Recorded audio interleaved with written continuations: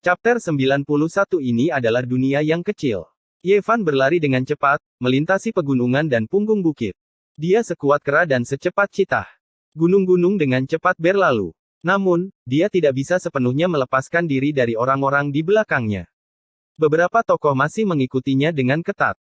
Dapat dibayangkan bahwa kultivasi orang-orang ini tidak lemah. Mereka kemungkinan besar berada pada tahap akhir Laut Pahit.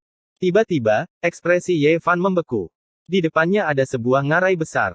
Dua sosok muncul dan menghalangi jalannya. Tidak hanya ada pengejar di belakangnya, ada juga dua orang yang telah mengepungnya terlebih dahulu. Pada saat itu, sudah terlambat untuk berbalik dan mundur. Dia berhenti dan berkata, "Kalian berdua, kita baru saja mengobrol bersama belum lama ini. Kenapa kalian menghalangi jalanku sekarang?" Di depannya, ada seorang pria dan seorang wanita yang menghalangi jalan keluar ngarai. Mereka tampaknya berusia sekitar 25 atau 26 tahun. Ada cibiran di bibir wanita itu. "Kau melakukannya dengan baik di negeri ajaib yang ungu. Kenapa kau melarikan diri? Apa kau melakukan sesuatu yang memalukan?" Pria itu mengambil beberapa langkah besar ke depan, menatap tajam ke arah Ye Fan. "Mungkinkah kamu mencuri sesuatu? Jika tidak, mengapa kamu terburu-buru melarikan diri?" Seperti yang diharapkan, pengemis tidak mengubah sifatnya. Bahkan di Purple yang Wonderland kita, tangan dan kaki mereka tidak bersih. "Saya pikir, sumber asal pada Anda tidak berasal dari sumber yang tepat. Mungkin itu dicuri dari negeri ajaib yang ungu kami.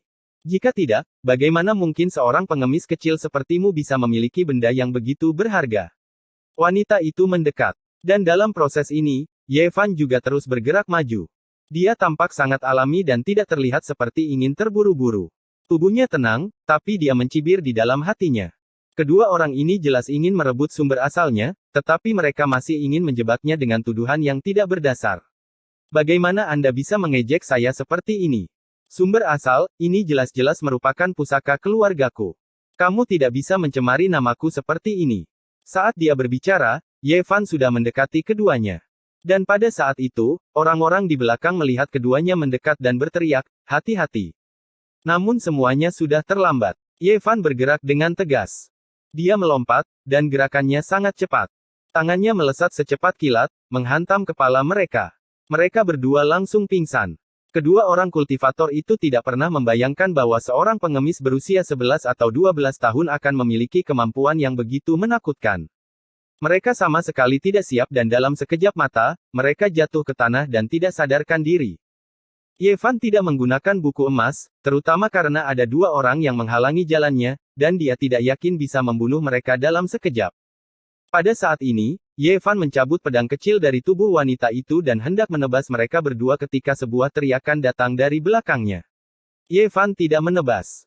Dia menunjukkan senyum dingin dan berkata, "Saya harap saya bisa menyesatkan Anda." Dia berpura-pura bingung dan terus berlari ke depan. Memang, suara penuh kebencian terdengar dari belakangnya. Seseorang berkata, "Bajingan kecil ini sangat licik dan memiliki fisik yang kuat.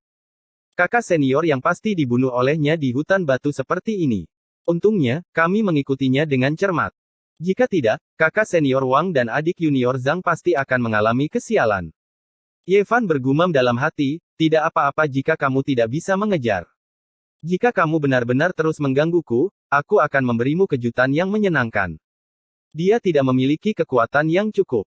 Jika dia memperlihatkan kartu trufnya terlalu dini dan dikepung, konsekuensinya akan mengerikan. Sekarang, setelah dia berhasil menyesatkan mereka, itu sama saja dengan memiliki jimat pelindung. Setelah berlari sejauh 5 kilometer, tiga sosok akhirnya mengepungnya. Wanita di tengah mencibir dan berkata, "Bagaimanapun juga, dia bukan murid Gua Ziang. Meskipun dia berlari sangat cepat, dia mengambil banyak jalan memutar dan pada akhirnya dicegat oleh kami." Dua murid laki-laki lainnya memiliki ekspresi yang sangat suram. Salah satu dari mereka berkata dengan suara dingin, "Kakak senior yang malang, dia dibunuh oleh pengemis kecil. Dia jatuh ke dalam tipu daya bajingan kecil ini. Sungguh membingungkan. Jika kita tidak tiba tepat waktu, saya khawatir kakak senior Wang dan adik junior Zhang juga akan mengalami kesialan." Mereka benar-benar berhasil disergap oleh pengemis kecil ini. Murid laki-laki yang lain juga memiliki ekspresi dingin. Ye Fan berpura-pura takut dan menunjukkan ekspresi seorang pemuda berusia 11 atau 12 tahun. Dia terbata-bata, Kalian tidak bisa menyalahkan saya untuk ini. Mereka ingin membunuh saya. Untuk mencuri asal-usul saya. Saya tidak punya pilihan. Untuk melumpuhkan mereka ketika mereka tidak siap. Wanita di tengah memiliki ekspresi dingin saat dia berkata dengan suara dingin, kakak senior yang dibunuh olehmu. Saya mengira saya telah menjatuhkannya. Saya tidak menyangka dia tidak pingsan. Setelah jatuh ke tanah, dia meraih kaki saya. Saya takut, jadi saya mengeluarkan pedang saya dan secara tidak sengaja menebas lehernya. Ye Fan mengungkapkan rasa takut yang seharusnya dimiliki oleh seorang anak. Secara tidak sengaja, ekspresi wanita itu suram. Wajahnya yang cantik tertutup embun beku saat dia berkata dengan suara dingin, secara tidak sengaja membunuh kakak senior Yang. Apakah ini lelucon atau sarkasme? Membunuhnya secara langsung terlalu mudah. Mata kedua murid laki-laki itu berkedip-kedip dengan cahaya dingin saat mereka menunjukkan niat membunuh yang kuat. Pada saat ini, Ye Fan terus menggerakkan kakinya. Dia terlihat seperti gemetar ketakutan, tapi sebenarnya dia sedang menyesuaikan arahnya. Dia berdiri di barisan yang sama dengan dua murid laki-laki. Ci. Pada saat ini, cahaya keemasan yang berkobar-kobar keluar dari tubuh Ye Fan. Itu seperti sambaran petir keemasan, menyebabkan matahari di langit kehilangan kemegahannya. Buku emas itu menyilaukan, melintasi langit dalam sekejap mata. Puff, puff. Dua suara lembut terdengar. Kedua orang itu mati dengan mata terbuka lebar. Mereka terpotong menjadi dua di bagian pinggang, dan darah menyembur tinggi ke udara. Setengah bagian atas tubuh mereka jatuh ke tanah dengan darah mengucur. Bagian bawah tubuh mereka membeku sesaat sebelum akhirnya ambruk ke dalam genangan darah. Kamu. Wanita itu terkejut, tapi dia bereaksi dengan cepat. Dia mengeluarkan jaring ungu dan melemparkannya ke arah Ye Fan. Dentang, dentang. Buku emas itu seperti matahari keemasan dengan nyala api keemasan yang menyala di atasnya. Buku itu melesat ke arah jaring ungu, dan keduanya menciptakan serangkaian suara gemerincing. Jaring ungu itu retak sedikit demi sedikit dan jatuh ke tanah. Buku emas bergegas mendekat dan dengan suara desir, kepala wanita itu berguling ke tanah. Ye Fan menyeka keringat dingin di dahinya. Jika dia tidak menyembunyikan kartu trufnya dan berhasil menyesatkan mereka, dia akan menjadi orang yang terbaring di genangan darah. Kamu ingin membunuhku untuk mencuri, sumberku, kematianmu tidak akan membuatku merasa bersalah. Setelah berurusan dengan hal-hal di sini, Ye Fan terbang pergi, tidak berani menyia-nyiakan waktu. Dia baru berlari sejauh 100 meter ketika dia mendengar teriakan dari belakang. Masih ada beberapa orang yang mengejar. Ye Fan buru-buru menoleh ke belakang, dan ekspresinya langsung membeku. Karena dia melihat Li Xiaoman. Dia tidak tahu perasaan seperti apa yang dia rasakan. Lagi pula, mereka pernah menjalin hubungan di masa lalu. Walaupun sudah lama berakhir, namun pemandangan ini masih di luar dugaannya. Mereka bisa saja bersikap dingin satu sama lain, mereka bisa saja menjadi orang asing, tetapi inilah pemandangannya.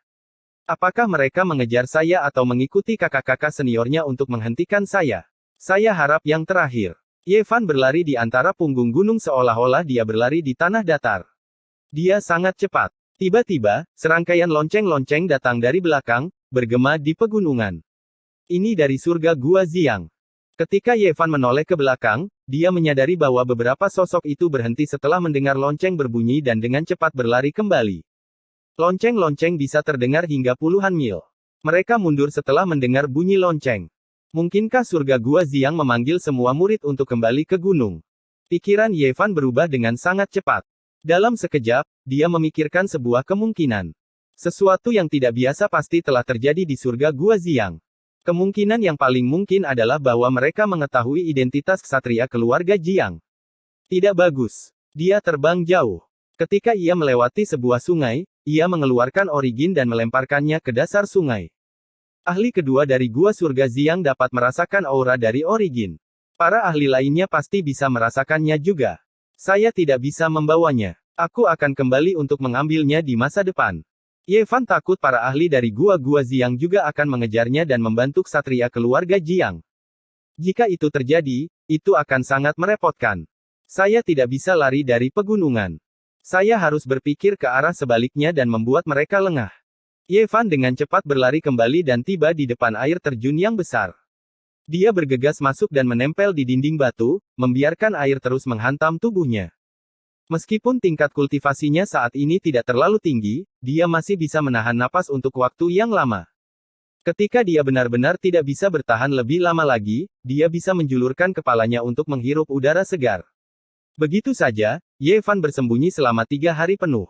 Selama periode ini, orang-orang terbang melewatinya, tetapi mereka tidak melihat air terjun di bawahnya. Setelah itu, Ye Fan berpindah-pindah tempat untuk bersembunyi. Dia bersembunyi di pegunungan yang dalam selama setengah bulan penuh tanpa ditemukan. Malam itu, Ye Fan diam-diam meninggalkan pegunungan di mana gua surga Xiang berada dan berjalan keluar dari wilayah pegunungan. Beberapa hari kemudian, ia muncul 500 km jauhnya, benar-benar jauh dari tempat itu. Memikirkan kembali pengalamannya di surga Gua Xiang, hal yang paling membekas di hati Ye Fan adalah ekspresi acuh tak acuh Li Xiaoman. Dia telah menasihatinya untuk tidak bersikap tidak realistis dan menerima kenyataan serta menjadi manusia biasa, membuat orang merasa bahwa dia lebih unggul. Aku harus bisa menyingkirkan ksatria keluarga Jiang. Aku harus menemukan tempat untuk berkultivasi dengan tenang sesegera mungkin. Sungguh hantu yang menghantui. Masalahnya sebenarnya tidak terletak pada sumber itu. Ye Fan mengeluarkan semua barang yang dimilikinya. Liontin giok putih itu diberikan kepadanya oleh Wu Qingfeng, jadi seharusnya tidak menjadi masalah. Ada juga pecahan batu giok yang seperti batu busuk, yang diberikan kepadanya oleh oknum Taois Duande, jadi seharusnya tidak menjadi masalah. Kemudian, ia mengeluarkan sebuah biji bodi seukuran kacang kenari dan berkata pada dirinya sendiri, apakah karena ini? Akan sangat disayangkan jika benih bodi ini hilang karena dapat membantu orang untuk memahami Tao. Ye Fan tidak pernah menganggapnya sebagai harta karun. Dia selalu menganggapnya sebagai benih dari pohon suci. Sekarang setelah dia memikirkannya dengan hati-hati, dia menemukan bahwa masalahnya mungkin ada di sini. Mungkin harta karun yang dirasakan Jiang Yichen adalah benih bodi ini. Segera setelah itu, Ye Fan pergi ke sebuah restoran dan memesan makanan untuk disantap. Ini benar-benar dunia yang kecil. Tiba-tiba, sebuah suara tua terdengar di telinga Ye Fan. Seorang pria tua kurus dengan rambut putih menutupi wajahnya mendatanginya seperti hantu. Tetua Han. Ye Fan sangat terkejut sampai-sampai dia hampir menjungkir balikkan meja. Benar-benar tidak terduga bertemu dengan Tetua Han pada saat yang kritis. Sepertinya kita sudah ditakdirkan. Aku sedang mencarimu. Tetua Han dari Gua Reruntuhan Roh duduk di seberang meja. Tetua Han, mengapa kau mencariku? Tetua Han seperti kayu bakar yang layu. Dagingnya mengerut, dan hanya lapisan kulit tua yang membungkus tulang-tulangnya. Dengan rambut putih yang menutupi wajahnya, dia terlihat sangat menakutkan. Dia berkata dengan muram, saya telah menyiapkan ramuan yang tak ada habisnya untuk Anda, tapi saya tidak dapat menemukan Anda. Saya tidak ingin bertemu dengan Anda di sini. Sudah menyiapkan banyak obat mujarab untukku. Anda adalah obat mujarab utama, dan obat mujarab lainnya adalah pelengkap, kata Tetua Han tanpa basa-basi. Sialan, dasar orang tua. Ye Fan langsung memukul meja. Tidak ada gunanya bertahan sampai sekarang. Chapter 92 Pengobatan Primer. Penatua Han tidak marah dan sangat tenang. Dia menuangkan secangkir teh untuk dirinya sendiri dan mengangkat rambut putih di wajahnya untuk menyesapnya. Pada saat ini, Ye Fan merasakan hawa dingin menjalar di tulang punggungnya. Jari-jari tangan Tetua Han seperti batang besi, masing-masing kering dan layu, hanya ada lapisan kulit tua yang membungkus tulang-tulang jari. Setelah rambut putih yang menutupi wajahnya terangkat, rahang bawahnya terlihat, membuat orang merinding. Rahangnya seperti bola kertas bekas yang sudah tidak berbentuk lagi, sangat kusut dan kusam. Hal yang paling membuat bulu kuduk berdiri adalah gusi dan gigi yang terlihat di dalam bibirnya yang mengerut, semuanya berwarna hitam pekat, tanpa ada sedikit pun jejak darah atau vitalitas. Bahkan lidahnya pun mengerut. Ayo pergi. Tetua Han menyesap teh dan dengan lembut meletakkan cangkirnya. Tidak ada semangat dalam suaranya. Ye Fan benar-benar ingin mengambil buku emas, tetapi dia tidak berani bertindak gegabah. Dia tahu betul bahwa perbedaan kekuatan antara pembudidaya dari alam yang berbeda terlalu besar. Tetua Han, apa kau tidak takut menimbulkan murka surga dengan melakukan hal ini? Memurnikan orang yang masih hidup sebagai obat, bahkan sesama murid tidak akan mentolerirmu. Ye Fan berkata saat dia mencoba memikirkan tindakan balasan. Jika dia jatuh ke tangan pihak lain, itu akan menjadi nasib yang lebih buruk daripada kematian. Saya sudah siap. Tidak akan ada yang tahu tentang hal ini. Tetua Han seperti sepotong kayu mati, duduk dengan tenang di seberang meja. Semakin dia tenang, semakin menakutkan penampilannya. Ye Fan mengeluarkan liontin giok yang diberikan Penatua Wu Qingfeng kepadanya dan berkata, jika kau membunuhku, Penatua Wu Qingfeng akan tahu. Tetua Han dengan ringan mengarahkan jarinya, dan aura suram menekan ke bawah. Liontin giok itu pecah dengan suara, peng, dan rasa dingin yang menusuk tulang bertahan untuk waktu yang lama. Tempat ini berjarak lebih dari 1000 mil dari reruntuhan roh Utopia.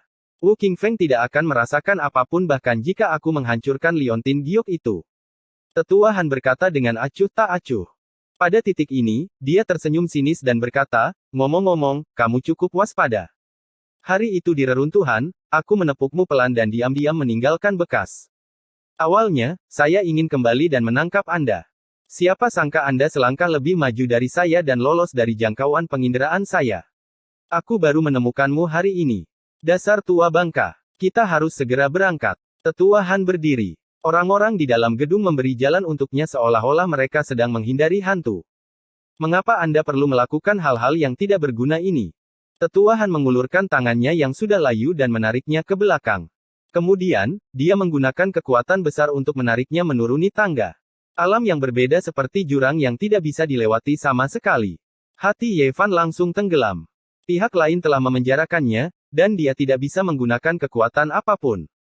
Di luar kota, Tetua Han bergumam dalam hati, aku akan mengunjungi seorang teman lama terlebih dahulu. Dia berjanji untuk membantuku mengumpulkan beberapa jenis ramuan roh. Sudah waktunya. Sekarang setelah aku menemukan bahan utamanya, aku bisa mulai memurnikannya. Ye Fan memandang langit dengan tenang. Dia sedang mencari ksatria keluarga Jiang. Dia lebih suka dibunuh oleh keluarga Jiang daripada disempurnakan sampai mati. Setelah setengah hari, saat matahari hampir terbenam, Tetua Han dan Ye Fan muncul di sebuah pegunungan. Mereka akan mencapai tujuan mereka. Mengapa ksatria keluarga Jiang belum muncul? Ye Fan sedikit cemas. Seorang teman lama datang berkunjung. Tetua Han mentransmisikan suaranya ke sebuah lembah di depannya. Gelombang suara itu melonjak dan bergema di pegunungan. Pada saat ini, sesosok tubuh muncul di langit dan bergegas mendekat dengan cepat. Ksatria keluarga Jiang telah mencari di daerah sekitarnya. Tertarik oleh suara itu, dia akhirnya muncul. Ksatria itu sangat kuat. Dia memancarkan niat membunuh dan niat bertempur yang menakutkan. Dia ditutupi dengan baju besi seluruh tubuh. Ketika dia menukik ke bawah pada binatang buas itu, hembusan angin yang kuat mematahkan rumput dan pepohonan di sekitarnya. Siapa itu? Tetua Han menarik Ye Fan ke belakang. Pada saat yang sama, seorang pria tua berambut putih dan tampak menyeramkan berjalan keluar dari lembah. Sekilas, dia tidak terlihat seperti orang yang baik. Tinggalkan pemuda ini di sini. Suara ksatria keluarga Jiang sangat dingin. Dia melirik Tetua Han dan pria tua yang berjalan keluar dari lembah. Tetua Han bisa merasakan kekuatan lawan. Namun, dia tidak akan pernah menyerah pada Ye Fan. Dia berteriak kepada orang tua di pintu masuk lembah, kemari dan bantu aku. Ksatria keluarga Jiang membuat langkah yang menentukan. Sebuah cahaya berdarah membelah langit. Itu adalah tombak besi berdarah. Itu memancarkan cahaya berdarah. Dewa tahu berapa banyak darah kultivator yang telah diminumnya. Itu memancarkan gelombang energi yang mengerikan. Klang. Pada saat ini, orang tua di pintu masuk lembah juga bergerak. Dia mengeluarkan cermin perunggu dan menyorotkannya ke depan. Cahaya terang keluar dari cermin dan melesat ke arah ksatria keluarga Jiang. Pada saat yang sama, Tetua Han mengeluarkan 12 pedang kayu hijau. Mereka menggambar lintasan misterius dan menyegel sekelilingnya, menjebak ksatria itu. Permainan anak-anak. Ksatria itu tidak menunjukkan rasa takut. Dia mendorong binatang aneh yang ditungganginya untuk melayang ke langit. Dia menghindari cahaya cermin perunggu dan tombak besi berdarah menyapu 12 pedang kayu hijau. Orang ini terlalu kuat. Jangan menahan diri. Pikirkan cara untuk melenyapkannya. Penatua Han berteriak dengan cemas. Pada saat yang sama, dia menyegel Ye Fan dan melemparkannya ke lembah. Bang! Ye Fan jatuh ke tanah. Dia tidak berani membuang waktu sedetik pun. Dia dengan cepat menggunakan metode misterius yang tercatat dalam kitab suci Dao untuk menyerang pembatasan tersebut. Untungnya, Tetua Han bertindak terburu-buru dan tidak mengetahui latar belakang Ye Fan. Metode penyegelannya sangat sederhana. Metode misterius kitab suci Dao segera diaktifkan dan benar-benar mematahkan pembatasan. Kalian bertarung sampai mati. Yang terbaik adalah jika kedua belah pihak menderita. Ye Fan sampai di bagian terdalam lembah. Dia memanjat tebing dan meninggalkan tempat ini. Ia segera bergegas keluar dari pegunungan. Ketika dia melihat sungai yang bergelombang, dia tidak ragu-ragu dan langsung menceburkan diri. Setelah tenggelam ke dalam sungai, dia tidak tahu berapa mil dia bergegas keluar. Hanya ketika langit dipenuhi dengan bintang-bintang, Ye Fan baru muncul ke daratan. Tidak ada tanda-tanda tempat tinggal manusia di padang gurun. Dia beristirahat sejenak dan kemudian melangkah jauh. 1 jam kemudian, bagian depan sudah terang benderang. Dia tidak terlalu jauh dari sebuah kota. Hehehe. Tiba-tiba, terdengar suara tawa yang menyeramkan dari arah belakang. Ye Fan terkejut. Dia tidak menoleh ke belakang dan langsung terbang ke depan. Namun, tawa yang menyeramkan itu terdengar dekat dan jauh. Itu seperti burung hantu malam yang menangis dan berlama-lama di sekelilingnya. Orang tua, kamu benar-benar beruntung. Ye Fan berhenti. Dia menyadari bahwa dia tidak bisa melarikan diri sama sekali. Dalam kegelapan, sosok kurus tetuahan tampak seperti hantu. Lengan kirinya terpotong. Rambutnya acak-acakan dan tubuhnya berlumuran darah. Dia tampak seperti roh jahat di malam hari. Ye Fan merasa kedinginan dari ujung kepala sampai ujung kaki. Benda tua ini tidak dibunuh oleh ksatria keluarga Jiang. Sekarang dia berada dalam situasi putus asa. Dia tidak membunuhmu. Sayang sekali. Ye Fan mengejek. Mata tetuahan memancarkan 2 sinar kilat dingin. Dia melayang ke depan tanpa suara. Tubuhnya yang kurus memancarkan aura kematian. Ye Fan ingin menunggu sampai dia cukup dekat untuk mengambil buku emas dan menyerang dengan sekuat tenaga. Namun, dia tidak memiliki kesempatan. Sebuah cahaya hijau menerangi langit malam dan menyelimuti dirinya seperti api hantu, menyegelnya. Dalam kegelapan, tubuh kurus tetuahan mendekati Ye Fan. Rambut putihnya berkibar tertiup angin, memperlihatkan wajahnya yang kurus. Dia terlihat sangat ganas dan menakutkan. Kedua rongga matanya bersinar dengan cahaya yang menakutkan. Saya suka kehidupan yang segar. Tubuh Anda penuh dengan vitalitas. Saya pikir darah Anda pasti manis. Tetuahan meraih lengan Ye Fan dan terbang ke langit bersamanya. Hati Ye Fan menjadi dingin. Dia telah berusaha keras untuk melarikan diri selama berhari-hari, tetapi pada akhirnya, dia tetap tidak bisa melarikan diri dari kematian. Aku telah meninggalkan jejak pada dirimu. Kamu tidak bisa melarikan diri. Sebuah cahaya hijau keluar dari tubuh tetuahan dan membungkus Ye Fan. Mereka menghilang ke langit dalam sekejap. Dia tidak kembali ke surga gua reruntuhan spiritual. Sebaliknya, dia membawa Ye Fan ke sebuah gunung tandus di kerajaan Yan. Mereka memasuki sebuah gua di tebing dan masuk jauh ke dalam gunung. Jangan takut. Kematian itu tidak menyakitkan. Mata tetuahan bersinar dengan cahaya yang menakutkan. Gua di dalam gunung itu sangat dalam. Ada mutiara di sepanjang jalan, jadi tidak gelap sama sekali. Tetuahan dengan cepat membawa Ye Fan ke sebuah ruangan batu yang luas. Aroma rempah-rempah tercium di udara. Ada lebih dari 10 kuali di dalam ruangan itu. Tingginya lebih dari 1 meter dan memiliki ukiran yang rumit. Mereka terlihat sangat sederhana. Akhirnya saya telah mengumpulkan semua ramuan spiritual. Hahaha. Tetuahan tertawa. Suaranya sangat tidak enak didengar. Kedengarannya seperti hantu yang menangis, membuat kulit kepala seseorang mati rasa. Selain kuali, ada lebih dari 10 lemari obat di dalam ruangan batu. Tetuahan membukanya satu per satu. Segera, gelombang aroma obat memenuhi udara. Lihatlah apa yang telah saya siapkan untuk Anda. Ini semua adalah ramuan spiritual yang memiliki harga tetapi tidak ada pasarnya. Ia membuka sebuah kotak kayu dan segera memperlihatkan sebuah biji teratai seukuran telur merpati. Warnanya hitam dan tembus cahaya, seolah-olah diukir dari batu giok hitam. Aroma yang kuat menguar dan menusuk ke dalam tulang. Tetuahan meletakkan kotak kayu itu dan membuka sebuah kotak batu giok yang sederhana dan tanpa hiasan. Seketika itu juga, sebuah cahaya hijau terang memancar. Itu adalah sebuah buah hijau seukuran telur. Sepertinya buah itu diukir dari batu giok. Ada cahaya lembut yang mengalir di sekelilingnya, berkilau dan tembus cahaya. Apakah Anda tahu apa ini?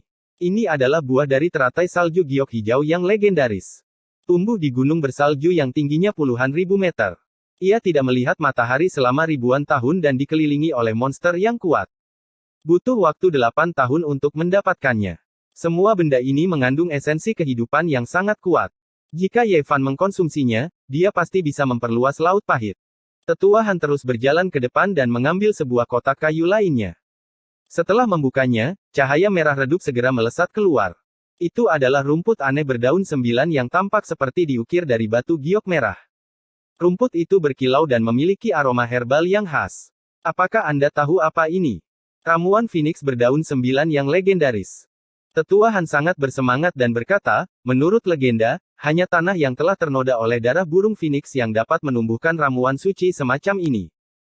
Saya telah menghabiskan lebih dari 10 tahun melakukan perjalanan jauh dari negeri Yan dan melintasi tanah dan reruntuhan kuno yang tak terhitung jumlahnya untuk menemukan benda spiritual yang tak ternilai harganya dan langka ini. Tetua Han terus membuka kotak-kotak itu dan mengeluarkan lebih dari 10 ramuan spiritual. Masing-masing sangat berharga dan langka. Nilainya tak terukur. Di dalam tempat tinggal, cahayanya sangat cemerlang. Berbagai ramuan roh mengalir dengan cahaya berwarna berbeda dan memancarkan gelombang keharuman yang menyegarkan hati. Bahkan dalam situasi ini, Ye Fan terpesona. Ramuan spiritual langka ini terlalu berharga. Jika dia bisa mengkonsumsinya, kultivasinya pasti akan meningkat pesat. Tetua Han tersenyum pahit, jangan cemburu. Ketika saatnya tiba, aku akan menempatkan kalian semua dalam kuali yang sama. Mereka akan bersamamu. Anda telah mengumpulkan begitu banyak ramuan spiritual. Jika Anda ingin memperpanjang hidup Anda, itu sudah cukup. Kenapa kau menangkapku? Jika hanya untuk membuat yang dan, itu sudah cukup. Tapi karena saya tahu Anda telah mengonsumsi buah suci dan mata air surgawi yang legendaris, persyaratan saya lebih tinggi. N. Chapter 93 menyempurnakan satu menjadi obat. Pil apa yang ingin Anda perbaiki? Ye Fan ingin mengulur waktu sebanyak mungkin. Dia tidak ingin menyerah bahkan pada saat ini.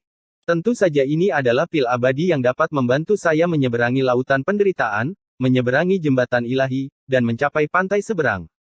Tetua Han sepertinya telah membaca pikirannya dan mencibir, tidak perlu membuang-buang waktu. Tidak ada yang akan datang untuk menyelamatkanmu.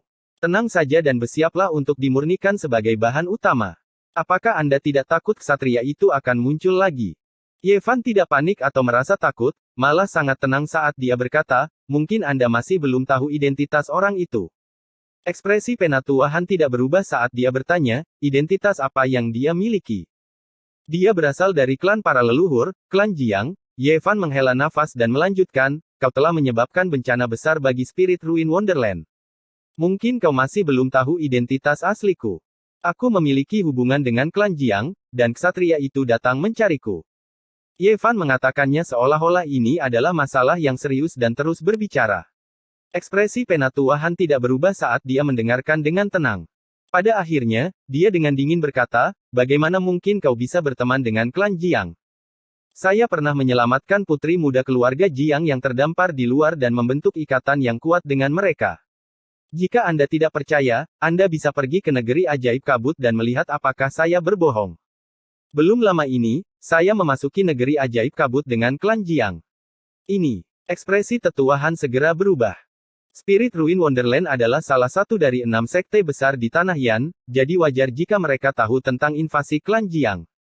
Tetua Han mengertakkan gigi, apapun yang Anda katakan, Anda tidak akan bisa hidup. Ye Fan berkata dengan ekspresi serius, Tetua Han, Anda harus memikirkan konsekuensi dari menyinggung klan para leluhur. Jangan berpikir bahwa kamu bisa melakukannya tanpa ada yang tahu. Kamu sudah bertarung dengan ksatria klan Jiang hari ini, jadi mereka pasti bisa menemukan beberapa petunjuk. Anak nakal, kamu cukup licik meskipun kamu masih muda. Apa kau pikir kau bisa menipuku seperti ini? Kau meremehkanku. Tetua Han tiba-tiba tertawa seram, semakin banyak kau bicara, semakin banyak kesalahan yang kau buat. Akhirnya aku mengerti apa yang terjadi.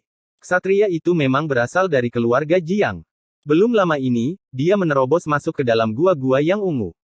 Dia pasti mengejarmu. Hati Ye Fan menjadi sangat dingin, dan dia berkata, bajingan Tua Han, kamu terlalu memikirkan dirimu sendiri. Tunggu saja bencana menimpamu. Anak nakal, kamu benar-benar tenang. Bahkan sekarang, kamu masih mencoba menipuku. Tunggu saja, aku akan menyiksamu dengan benar. Penatua Han tertawa dengan ketakutan. Dia menggendong Ye Fan dan berkata, jangan khawatir. Tidak ada yang akan mengganggu kita. Saya telah mengukir pola dao yang tak terhitung jumlahnya di sini. Setelah aku masuk ke dalam gua, tempat ini akan terisolasi dari dunia luar. Tidak akan ada yang bisa menemukan kita. Para ksatria keluarga Jiang mengejar Ye Fan, yang membuat Tetua Han sangat bingung. Pada saat yang sama, dia mengkhawatirkan Ye Fan. Bagaimanapun, dia telah merampok apa yang disebut daging. Penatua Han mencari Ye Fan dari ujung kepala sampai ujung kaki. Hanya ada hal-hal yang tidak berguna pada tubuh Anda. Pertama-tama ia mengambil batu giok yang pecah dan melihatnya berulang kali. Akhirnya, dia melemparkannya ke tanah. Ye Fan mengutuk oknum Taois itu di dalam hatinya. Si gendut sialan itu telah bersumpah bahwa liontin giok ini dapat menyelamatkan nyawanya pada saat yang genting. Pada akhirnya, hal itu tidak berguna. Duande, sialan kau. Kamu sangat jahat. Apa ini? Sesepuh Han memegang benih bodi dan dengan hati-hati mengamati diagram Buddha di atasnya. Ia berkata, diagram yang dibentuk oleh pola-pola alami. Mengapa botak ini terlihat begitu familiar? Sepertinya ada botak-botak seperti ini di luar padang gurun timur. Botak. Ye Fan tidak bisa berkata-kata. Sesepuh Han menyimpan benih bodi dan menghadap Ye Fan. Dia berkata, baiklah, sekarang saatnya untuk mengirimmu ke dalam kuali. Tetua Han, umurku tidak akan lama lagi. Bisakah Anda memberi saya makanan lengkap? Jangan sia-siakan waktu Anda. Jadi bagaimana jika Anda bisa mengulur-ulur waktu? Cepatlah dan masuklah. Tetua Han menggendong Ye Fan ke kuali. Dia berkata, pilihlah salah satu. Ini adalah satu-satunya hakmu. Ye Fan tahu dia tidak punya kesempatan dan mulai mengumpat, Pak Tua Han, aku akan mengutukmu. Aku akan mengutuk nenek moyangmu, aku akan mencium 18 generasi kerabat wanitamu. Tetua Han setenang sumur kuno. Dia menutup telinga dan melemparkan Ye Fan ke dalam kuali. Kemudian, dia berjalan ke sudut ruangan batu dan memindahkan beberapa guci porselen besar. Dia menuangkan cairan aneh ke dalam kuali. Apa ini? Ye Fan merasakan gelombang aroma yang mengalir deras ke hidungnya. Kemudian, Penatua Han memindahkan semua obat spiritual langka di depannya dan berkata, akhirnya, saya telah mengumpulkan semua obat spiritual. Saya harap saya bisa berhasil membuat obat spiritual yang saya butuhkan. Pada titik ini, dia pertama kali mengeluarkan benih teratai Dewa Giok hitam. Benih itu sebesar telur merpati. Warnanya hitam dan tembus cahaya, berkilau dan tembus pandang. Biji itu memancarkan sinar cahaya hitam, dan aromanya langsung masuk ke dalam organ dalam tubuh. Aroma ini saja sudah cukup untuk membuat seseorang merasa segar. Bajingan kecil, apa kamu mau menelannya? Penatua Han menatap Ye Fan dan mencibir, jangan memiliki fantasi yang tidak realistis. Pada titik ini, dia meletakkan biji teratai ke dalam kuali dan mengeluarkan belati. Dengan suara, "Pu," dia menikam lengan kiri Ye Fan. Saat belati dicabut, darah mengalir keluar. Kamu, alkimia. Anda adalah bahan utama dan esensinya ada di dalam daging Anda. Tentu saja, saya harus membiarkan darah Anda mengalir keluar dan mengorbankannya ke kuali. Penatua Han menunjukkan sisi kejamnya pada saat itu. Dia membelai lengannya yang patah dan berkata, untuk menemukanmu, aku kehilangan lenganku hari ini. Tentu saja, aku harus memurnikanmu dengan baik. Aku hanya bisa berhasil, aku tidak bisa gagal. Darah berceceran di mana-mana. Belati Tetua Han menembus lengan kanan Ye Fan. Darah segar menyembur keluar dan mewarnai kuali menjadi merah. Tetua Han menunjukkan sifat garangnya dan tidak lagi tak bernyawa. Dua sinar cahaya melesat keluar dari matanya dan menembus kaki Ye Fan. Ye Fan merasakan sakit yang luar biasa pada anggota tubuhnya dan wajahnya memucat. Jangan memimpikannya keajaiban. Setelah Tetua Han mengatakan ini, dia langsung menikamkan belati ke dada Ye Fan dan berkata dengan dingin, aku tidak akan melukai hatimu, jadi kamu tidak akan langsung mati. Berendamlah dalam serum 100 rumput ini dan kamu akan bisa hidup untuk waktu yang lama. Saya ingin Anda tetap terjaga dan perlahan-lahan menyempurnakan obat yang saya butuhkan. Tetua Han, seperti hantu, menjulurkan lidahnya yang kering dan menjilati darah di belati. Dia tampak sangat ganas dan berkata, rasanya manis sekali. Saya tidak sabar menunggu saat dan terbentuk. Dasar bajingan tua. Ye Fan mengatupkan giginya karena marah. Dia merasakan sakit di sekujur tubuhnya dan nyawanya perlahan-lahan melayang. Pada saat ini, Tetua Han membuka kotak giok yang sederhana dan tanpa hiasan dan mengeluarkan buah teratai salju giok hijau.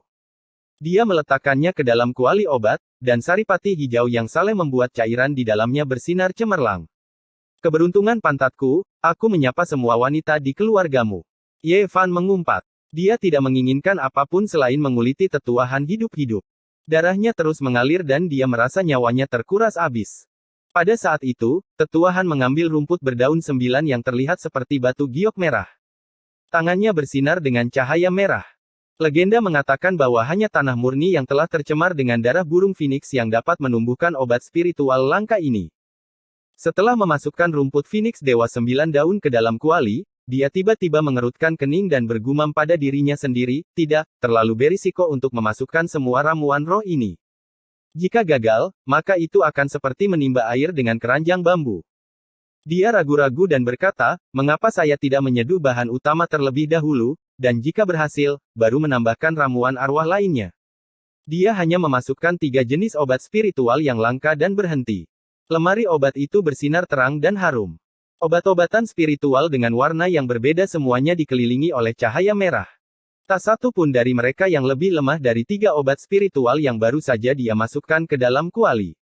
Pertama, saya akan memurnikan ketiga obat spiritual ini bersama dengan bahan utama dan melihat apa yang terjadi. Tetua Han mengambil keputusan dan menyimpan semua obat spiritual lainnya. Bajingan kecil, apa kau punya kata-kata terakhir? Tetua Han mengejek. Dia mengambil tutup kuali dan hendak menutupnya.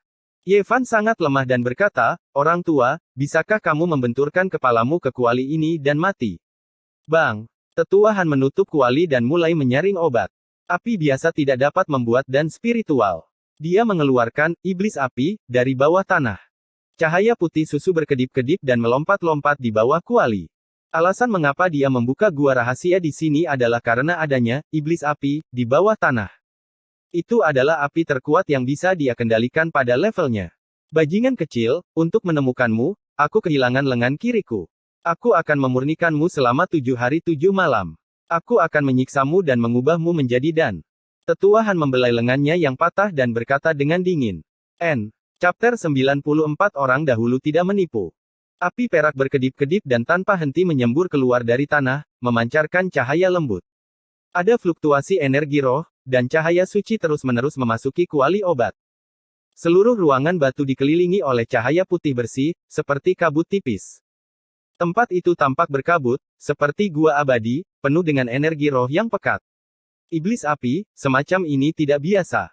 Selain memiliki suhu yang sesuai, yang paling penting adalah dapat memberikan energi roh khusus untuk melelehkan ramuan, memadatkan esensi kehidupan, dan mengorbankannya menjadi pil roh. Api perak menari-nari, dan kuali obat perunggu diselimuti oleh energi roh berwarna putih susu. Benda itu tampak seperti hidup, dan pola-pola di atasnya tampak hidup. Tetua Han dengan tenang duduk di samping dengan mata terpejam, menjaga kuali obat. Tubuhnya yang layu tidak memiliki tanda-tanda kehidupan.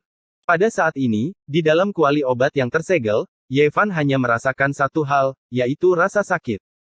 Anggota tubuhnya tertusuk, dan dadanya juga tertusuk. Darah mengalir keluar, dan kelima luka itu sangat serius. Dia merasa sangat lemah.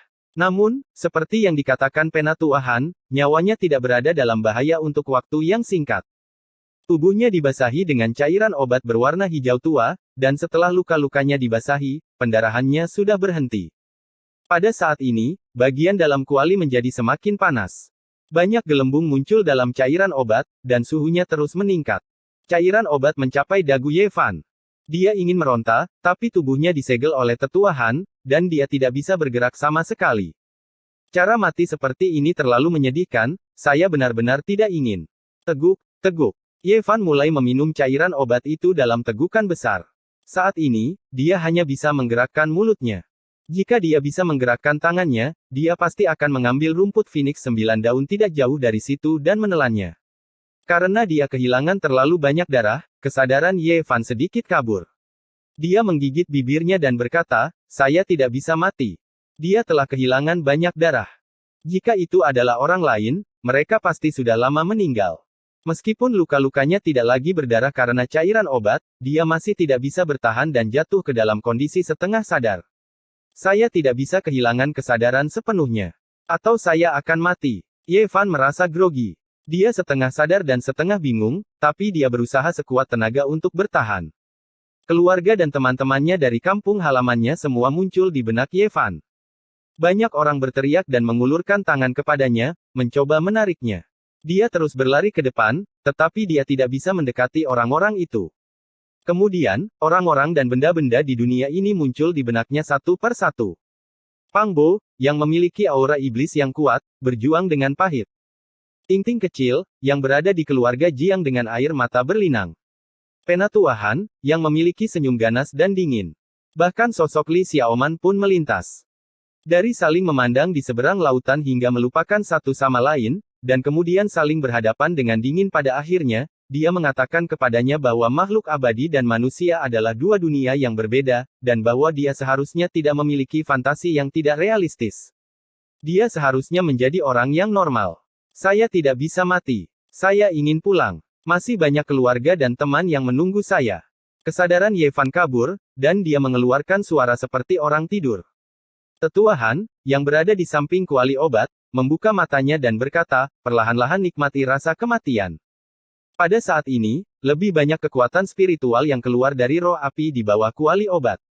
Api perak suci menari-nari dan benar-benar menyelimuti kuali obat perunggu secara bertahap. Di dalam kuali obat, gelembung yang tak terhitung jumlahnya muncul dalam cairan hijau dan mengelilingi Yevan. Selain itu, ada cahaya perak yang mengalir di sekelilingnya. Itu adalah kekuatan spiritual yang unik dari roh api. Saat Yevan hampir kehilangan kesadaran, tetesan air muncul di dalam hatinya. Ratusan karakter kuno perlahan-lahan mengalir dan menstabilkan pikirannya, membuatnya perlahan-lahan terbangun. Yevan berangsur-angsur bangun, dan dia terkejut. Terakhir kali, ksatria keluarga Jiang melukainya dengan parah, dan ketika dia jatuh koma, kitab suci kuno itulah yang membangunkannya. Kali ini juga sama. Pada saat ini, suhu di dalam kuali obat semakin tinggi, dan cairan hijau hampir mendidih. Yevan tidak punya pilihan lain selain diam-diam melafalkan kitab suci kuno dan menanggungnya. Tepat pada saat itu, dia merasakan perubahan yang aneh. Cahaya perak mengalir deras ke dalam tubuhnya dan terus berenang di sekitar darah dan dagingnya. Itu sangat hidup. Itu adalah kekuatan spiritual yang terkandung dalam roh api. Itu bisa melelehkan ramuan herbal, memadatkan esensi kehidupan, dan memurnikan pil spiritual. Pada saat ini, itu benar-benar memperlakukan Yevan sebagai obat spiritual. Setelah bergegas ke tubuhnya yang tersegel, ia terus berenang. Akibatnya, esensi kehidupan yang terpenjara menjadi aktif, dan kekuatan segel yang ditinggalkan Penatua Han perlahan-lahan mengendur. Akhirnya, Yevan terkejut dan sangat gembira. Dia menemukan bahwa dia benar-benar bisa bergerak dan membebaskan diri dari segel. Pada saat ini, cairan di dalam kuali obat sudah mendidih. Yevan merasakan sakit yang tajam seolah-olah dagingnya terkoyak. Dia buru-buru menggunakan teknik misterius yang tercatat dalam Kitab Suci Dao, dan sejumlah besar esensi kehidupan meluap dari lautan kepahitannya, mengalir ke anggota tubuh dan tulangnya. Permukaan tubuhnya berkedip-kedip dengan cahaya, menghalangi cairan obat yang mendidih. Yevan terdiam dan tidak bergerak.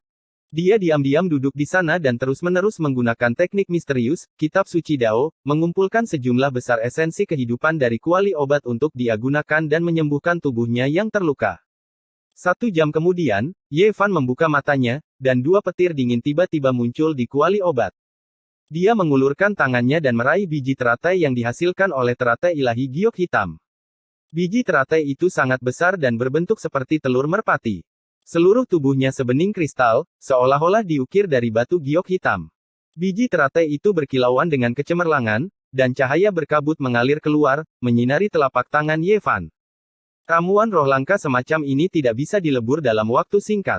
Jika tidak, Tetua Han tidak akan mengatakan bahwa akan membutuhkan waktu 7 hari 7 malam untuk memurnikannya. Yevan memasukkan biji teratai ke dalam mulutnya, perlahan-lahan mengunyah dan menelan. Mulutnya tampak memiliki potongan batu giok yang tak terhitung jumlahnya yang berkilau, dan esensi kehidupan yang kuat meluap. Mulutnya sepertinya berisi benda ilahi, yang sangat mempesona. Di samping kuali obat perunggu, Tetua Han sepertinya mendengar sedikit suara. Dia duduk di sana tanpa bergerak, memperlihatkan seringai kejam di sudut mulutnya. Tidak bisa menahannya lagi. Berendam dalam cairan asli kehidupan, bahkan jika suhu naik dan dagingnya robek, kamu akan sangat menderita. Kamu tidak akan bisa bernapas dalam waktu singkat. Tetua Han tidak merasa kasihan atau simpati sedikit pun. Dia memejamkan matanya dan kembali terdiam. Di dalam kuali obat perunggu, wajah Yevan tanpa ekspresi. Mulutnya penuh energi, dan cahaya hitam menyala. Biji teratai dihancurkan dan ditelan. Kemudian, dia memejamkan matanya dan mulai mengoperasikan teknik misterius yang tercatat dalam Kitab Suci Dao. Tubuhnya tiba-tiba berkilau dengan kilau kristal. Setelah 2 jam, laut pahit Yevan tiba-tiba memancarkan cahaya keemasan. Darah dan ki-nya semuanya pulih, dan ki esensinya melonjak. Pada saat yang sama, lautan pahit keemasan melonjak dengan keras, seolah-olah tsunami akan segera terjadi. Penampakan yang mengerikan muncul. Suara apa itu?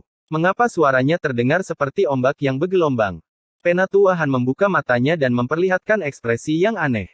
Dia berkata pada dirinya sendiri, pelet roh tingkat tertinggi akan memiliki penglihatan ketika mereka keluar dari kuali.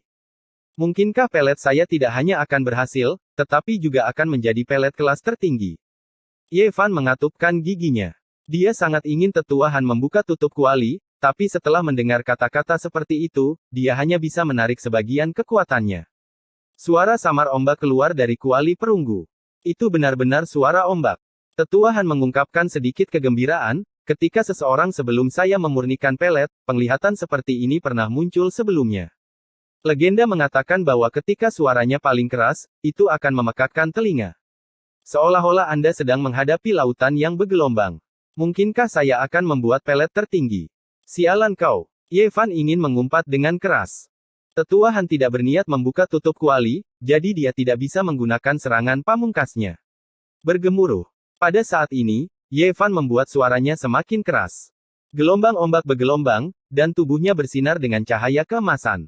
Laut yang pahit perlahan-lahan terbuka. Orang zaman dahulu tidak menipu saya. Di samping kuali perunggu, Tetua Han berseru, saya telah memurnikan pelet sepanjang hidup saya, tetapi saya belum pernah menemukan penglihatan seperti ini. Ini pasti pelet yang sangat hebat. Ye Fan tidak bisa lagi bertahan. Dia tidak bisa menekan energi esensi yang keras di dalam lautan pahit. Pada saat ini, lautan pahit keemasan melonjak dan tsunami yang menakutkan benar-benar meletus. Dalam sekejap, cahaya ilahi berkobar, dan ombak mencapai langit. Suaranya memekakkan telinga. Seolah-olah ada ribuan tentara dan kuda yang berderap, dan seolah-olah ada meteorit yang tak terhitung jumlahnya menabrak bumi. Di tengah-tengah tsunami yang menakutkan, terdengar pula gemuruh guntur. Petir menyambar-nyambar di langit dan berkelindan di atas laut yang berwarna keemasan.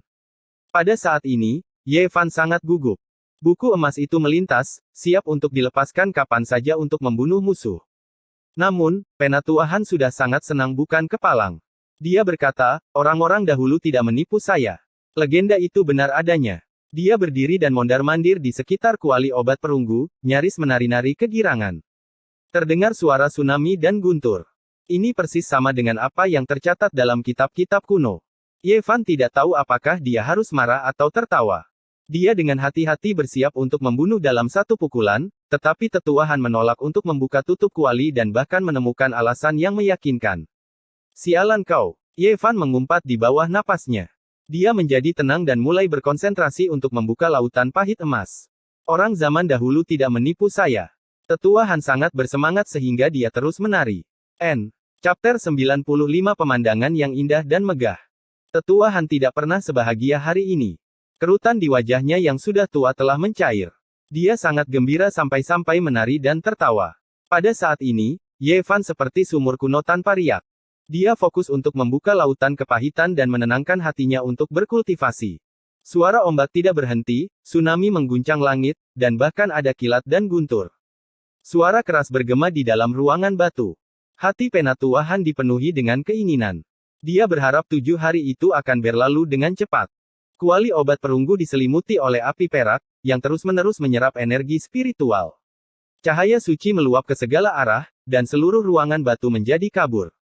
Hal ini berlangsung selama lebih dari 4 jam sebelum suara ombak perlahan-lahan mereda. Guntur yang memekakkan telinga juga berangsur-angsur menghilang. Kuali obat perunggu menjadi tenang, dan hanya nyala api perak yang menyala. Tetua Han tidak khawatir. Butuh waktu 7 hari 7 malam untuk membuka tutup kuali. Fenomena aneh itu tidak bisa ditemani selamanya. Dia telah menetapkan bahwa ini adalah kuali berisi pil spiritual tingkat tinggi, karena persis sama dengan apa yang dicatat dalam buku-buku kuno. Begitu saja, sehari semalam berlalu.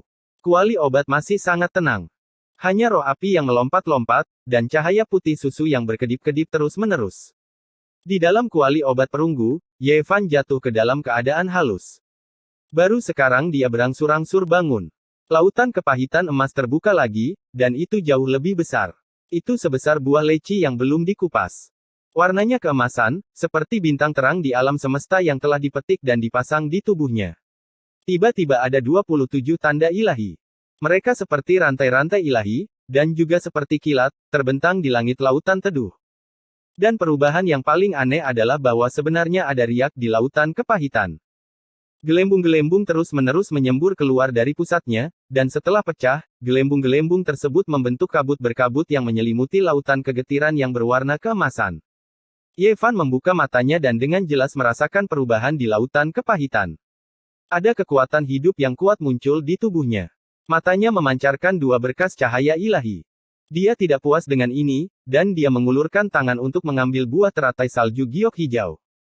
Buah hijau seukuran telur ini memiliki jejak warna hijau yang mengalir di sekelilingnya.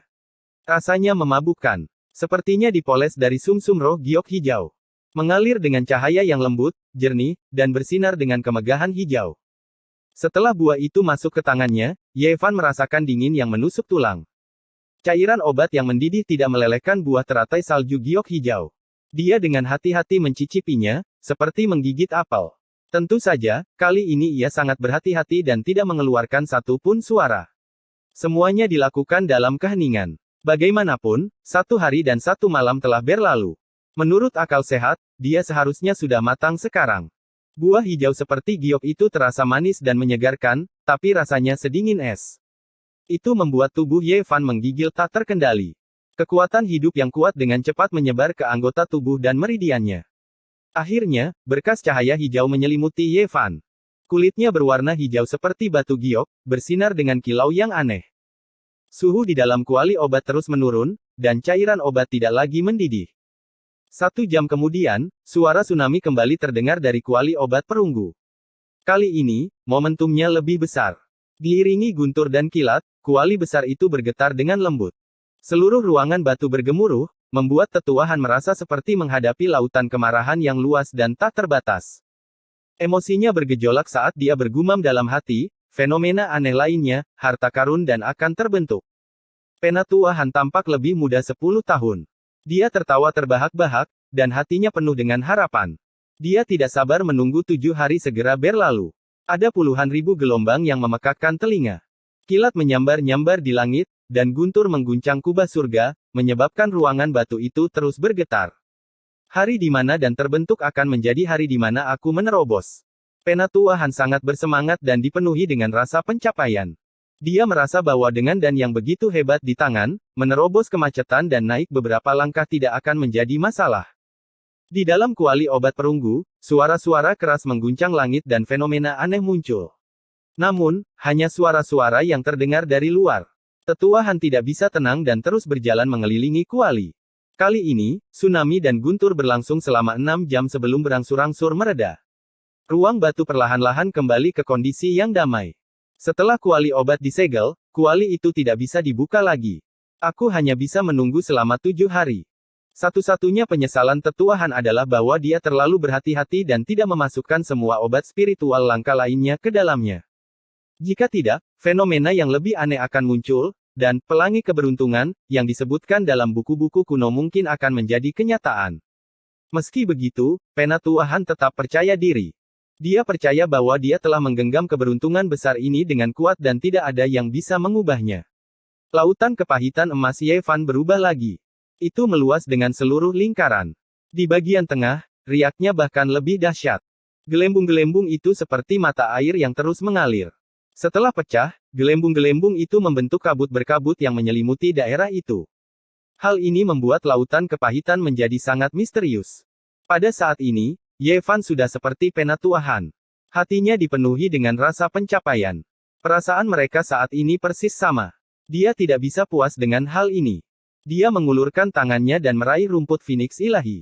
Rumput itu terasa panas dan membuat orang merasakan gelombang energi ilahi. Legenda mengatakan bahwa hanya tanah murni yang telah tercemar oleh darah burung Phoenix yang dapat menumbuhkan rumput suci tersebut. Tetuahan telah menghabiskan lebih dari 10 tahun melakukan perjalanan melalui tanah dan reruntuhan kuno yang tak terhitung jumlahnya untuk menemukan yang satu ini. Bisa dikatakan bahwa itu tak ternilai harganya. Rumput Phoenix ilahi berdaun 9 yang mempesona seperti batu akik merah. Ada aroma aneh yang menguar di sekitarnya.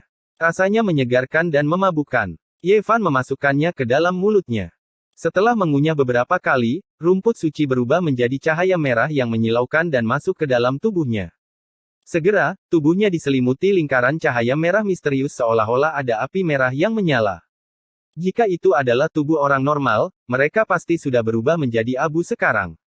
Namun, fisik Ye Fan sangat istimewa. Lautan kepahitan itu seperti jurang maut yang tidak akan pernah bisa terisi. Semua cahaya merah yang menyilaukan itu seperti ribuan aliran yang kembali ke laut. Pada akhirnya, semuanya terserap. Pada saat itu, daging, organ, dan tulang-tulangnya sangat jernih. Tidak ada debu atau kotoran.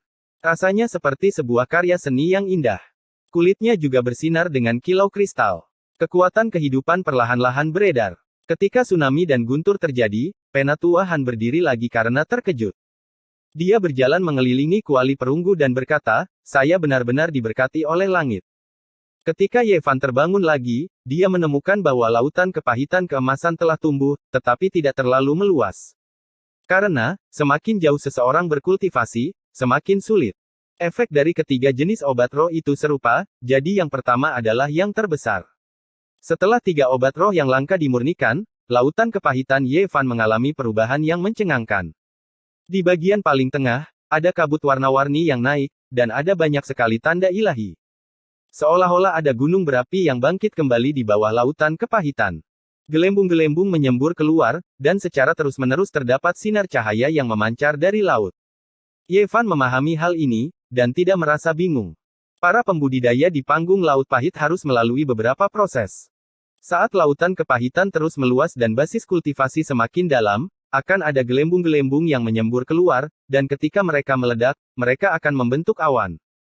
Hingga kemudian, gelembung-gelembung di bawah lautan kepahitan itu seperti mata air, seperti gunung berapi yang bangkit kembali, awan yang naik dan menyebar, menyilaukan.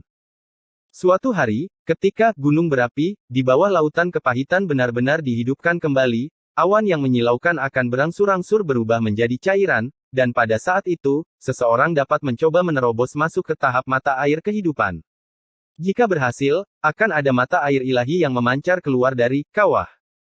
Para pembudidaya tahap laut pahit harus melalui 3 proses ini untuk menerobos ke tahap mata air kehidupan. Ye Fan telah mengalami proses kedua hari ini. Di tengah lautan emas kepahitan, hampir mendidih, Ki menyembur keluar seperti mata air, awan naik, seperti gunung berapi yang bangkit kembali, terus-menerus meletus, sangat menyilaukan. Jika aku memurnikan semua obat roh langka yang dikumpulkan Tetua Han, menemukan tempat untuk berkultivasi, dan dengan hati-hati memahami kitab suci Dao, mungkin aku bisa menerobos ke tahap mata air kehidupan dalam 1 atau 2 tahun. Ye Fan berkata pada dirinya sendiri. Dia samar-samar memiliki semacam harapan. Namun, pertama-tama ia harus menyingkirkan bahaya di depannya dan menyelamatkan nyawanya sendiri, jika tidak, semuanya hanyalah mimpi. Setelah Ye Fan benar-benar menyempurnakan 3 obat roh, dia tidak bertindak gegabah. Dia diam-diam menunggu kesempatan. 3 hari telah berlalu, dan dia masih harus menunggu 4 hari lagi sebelum dia bisa membuka kuali. Cairan di dalam kuali dapat digunakan untuk mengekstrak cairan 100 rumput. Ada setengah kuali, dan meskipun tidak bisa dibandingkan dengan rumput ilahi Phoenix 9 daun dan obat roh lainnya, masih mengandung sejumlah besar esensi kehidupan. Saat itu masih pagi, dan Ye Fan tentu saja tidak akan melepaskannya. Dia diam-diam bermeditasi, menyerap saripati ke dalam tubuhnya. 2 hari kemudian, Tetua Han merasa sedikit aneh, karena tidak ada lagi fenomena aneh, dan aroma dari kuali itu menjadi semakin redup. Pada akhirnya, hampir tidak ada wangi sama sekali. Apa yang sedang terjadi? Dia agak curiga, dan akhirnya sepertinya memikirkan sesuatu. Dia berkata dalam hati, mungkinkah dan berharga baru saja terbentuk, dan esensinya terkendali. Benar, memang harus seperti ini. Legenda mengatakan bahwa ketika Precious dan akan terbentuk, semua saripati akan tertahan, dan tidak ada sedikit pun aroma yang akan keluar. Tidak ada satupun efek obat yang akan terbuang. Dalam 2 hari ini, Ye Fan telah sepenuhnya menyerap esensi di dalam cairan obat. Lautan kepahitannya melonjak seperti mata air, dan awan naik seperti gunung berapi yang terbangun.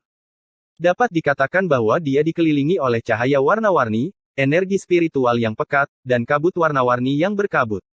Menghitung waktu, masih ada 2 hari lagi sebelum dia bisa membuka kuali. Ye Fan sangat tenang, dan dia diam-diam menunggu kesempatan. Dia mulai memurnikan energi spiritual yang terkandung di dalam api jahat. Bintik-bintik cahaya perak terus mengalir ke tubuhnya. Waktu berlalu dengan sangat cepat, dan 2 hari berlalu dalam sekejap mata. Tetua Han tidak bisa berhenti tertawa, dan dia akan membuka kuali untuk mengeluarkan, dan berharga. Bajingan kecil, kamu hanya bisa menyalahkan dirimu sendiri karena memakan buah suci dan mata air surgawi yang legendaris. Di kehidupanmu selanjutnya, pergilah ke keluarga yang baik. Dalam kehidupan ini, Anda ditakdirkan untuk membantu saya. N.